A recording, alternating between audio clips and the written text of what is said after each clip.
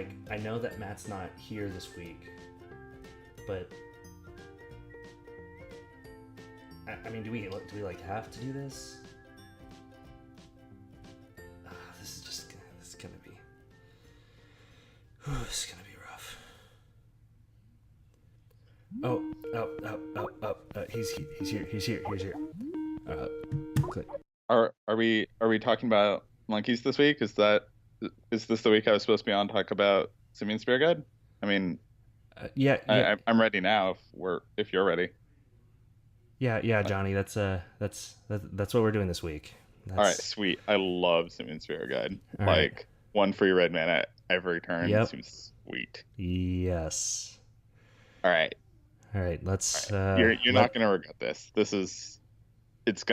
You're gonna get so many listeners. Everyone loves Simian Spirit Guide. All right, let's do this. Okay. Hello, everyone. I'm Kody. I'm one of the hosts of Monkeying Around, a Simian Spirit Guide podcast.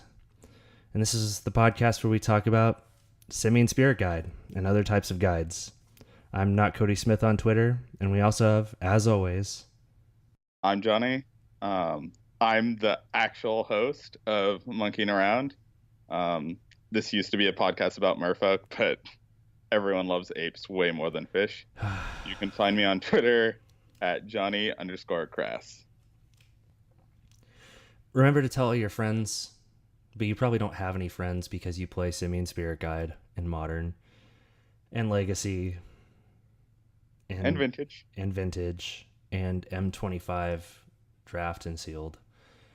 You can rate the show or whatever. I don't care. I mean, just do whatever you want. 5 bananas out of 5 bananas. Because that's a monkey rating right there. All right, Johnny, let's spin the wheel of random spirit guides. Pat Sajak, if I could have you spin the wheel, please. I'll give the wheel a final spin. Ask you to give me letters to the puzzle at 5 seconds to solve it. Vowels worth nothing. Consonants are going to be worth, well, we do the most we can do. And the wheel says that our Simian Spirit Guide this week is Chancellor of the Tangle. Now, Chancellor of the Tangle is probably the worst Simian Spirit Guide because, and hear me out, it has to start in your hand and it only works in your first turn. And honestly, having a man in your first turn is great. It lets you cast like your Tarmogoyf on turn 1, but that's really not what we're using Simian Spirit Guide for. So, I mean, we could cast what's the Merfolk Lord? Do you ever get tired of this? No. Do you ever get tired of free mana is great. You're right. We could even play Tireless Tracker. You are completely right, Kody. Oh my gosh, I can't believe this is happening. All right. Anything else about Spirit of the Tangle? Honestly, don't play it. It's a 6/7 with reach. Just don't do it. There's better Simian Spirit Guides. And we're going to cover them on this episode. Yes, that's what we're doing here. So before we go to our main topic, we're going to talk about the top 5 uses for Simian Spirit Guide. Honorable mention in M25 Limited or in Future Sight Limited, you can get a 4-drop out on turn 3. Yeah, that's a house right there. Yep, it's a Lotus Petal. I mean, turn 3 Jace the Mind Sculptor. Let's go. Yeah, I don't think that's happening. We're gonna start with number 5.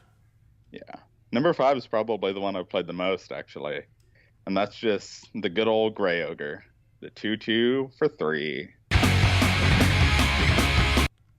Sometimes this monkey boy just blocks, and that's what he does. And until you threw the breach to Simian Spirit Guide, you haven't really lived. Number 4, it's a key piece of Legacy Belcher. Yeah. I mean, If you're listening to this podcast and you play Belcher, I'm sorry. All right, number 3. It's a key piece in both Grizzle Shoal and Ad Nauseam. This is really where you're going to see it in Modern. It's Modern's only Lotus Petal, and just getting the mana for either a Lightning Storm or Agoria's Vengeance is pretty much the entire reason to play the card. You know you can play Lotus Petal in Pauper, right? You can? Yeah, Is Lotus Petal legal in Pauper? It is. Man, that format has a crazy ban list. Top use number 2. Playing Chalice of the Void on 1 or Blood Moon on 1. So mono red prison, red deck wins. That's not number 2. That's not the number 2 use. Oh, that's not the number 2 use? No, the number 2 use for Simian Spirit Guide is Bant Dubious Challenge in Modern. Oh, of course. My pet deck, you can find it by just searching Bant Dubious Challenge on MTG Goldfish. We went 4-4 at GP Vegas, and we should have day 2'd. That's a story for another day. Yes, and Monkeying Around episode 2. Yep. We will definitely bring it up. Monkeying Around episode 2, the dubious episode. Dubiously titled. Dubiously scheduled. And then probably number 1 most important use for Simian Spirit Guide, especially in Modern, is it pitches to Blazing Shoal. Infect staple, Modern All-Star Blazing Shoal. Yes. All right, Johnny. I mean, here we are, the main topic. All right.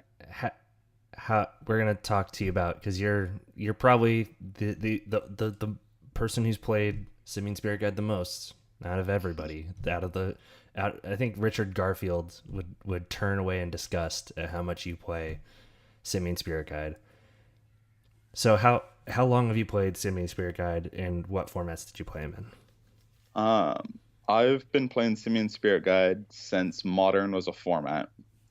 I also played it a little bit in Extended, and I've played it in Legacy. It's helped me when I was playing Tybalt Mudslide, a deck specifically designed to play against Miracles. It was helping us turn 1 Tybalts. It was helping us turn 2, turn 3 Bloodbraid Elves in both Extended and in Modern. So I've been playing the monkey for quite a while now. Do you think that Simian Spirit Guide is a tier 1 card? I honestly think Simian Spirit Guide is a comfortable tier 2 card, and I think it ever being in a tier 1 deck would probably mean it getting banned out of the Modern format. So I have no desire to see it be a tier 1 card. What do you think about support for Simian Spirit Guide in recent sets from WotC? So I think recently in Ixalan, Wizards printed one of the best cards for Simian Spirit Guide in years, and that is, and bear with me, Ghalta Primal Hunger. Now I know what you're saying. Simian Spirit Guide's a 2/2, so it only makes our Ghalta cost 2 less. Well, that's not actually why we're playing it. Recently, I've been playing a lot of Grizzle Shoal, and one of the important bits about Grizzle Shoal is the World Spine Worm. It costs 11. It makes your Shoal gain 11 life. Well, Ghalta is both legendary and costs 12. So it's a stronger piece in my mind than the Worm is in Grizzle Shoal, because you can Gorya's Vengeance it. So in a roundabout way, Ghalta is the best support piece Wizards has printed for a Shoal. Kody, you know we're still recording, right? What? Yep. Okay. Sweet. Yep. Yeah, we're right. here. Fantastic. Well, that's been Monkeying Around, a Simian Spirit Guide podcast.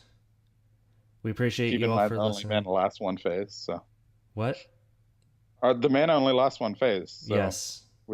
We ran out. It's our end step, and the red mana emptied from our mana pool, and here we are.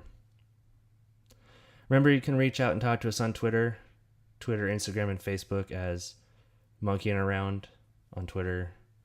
Individually, I'm not Kody Smith on Twitter, and where can we find you? I'm Johnny_Crass.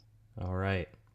And if I could get on my soapbox for 1 minute here, Kody, and say that Wizards, I really need you to just step up and finish the cycle.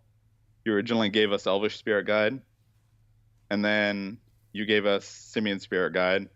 But where's my Skeleton Spirit Guide, Kithkin Spirit Guide, and Cephalid Spirit Guide? I mean, come on, Wizards. 1 blue mana for free. It's probably not going to break any format. No, I could see it being incredibly fair and not busted in any fashion. Blue desperately needs fast mana. We could even make it like a Merfolk Spirit Guide, but I'm not sure many people like Merfolk, so I don't know why we'd do that. I think Cephalid's a lot safer bet.